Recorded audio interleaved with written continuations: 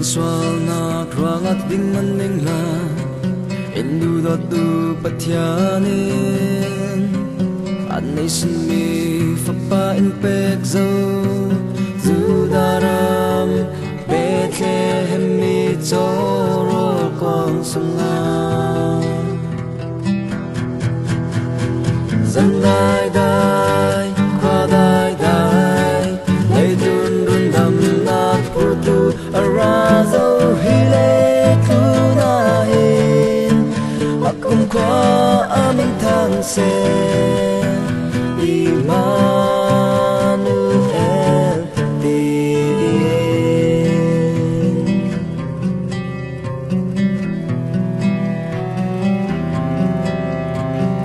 Kwalan prophet por sim cha begin lấy dun dam pur tu fa chu sun loi na mama chu tan ta in chu daram Bethlehem mi choro kong sunga dân dai dai qua dai dai lấy dun dun dam nát pur tu arazo hile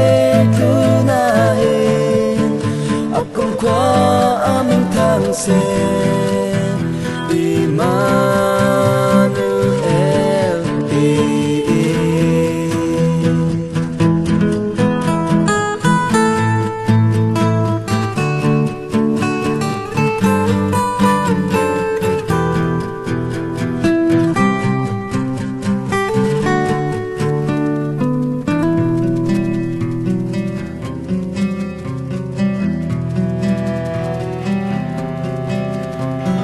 Dừng từ nụ ba u lên áo la Thiên long tin toa in pan nu si Sun loi ar si gam shoy na thon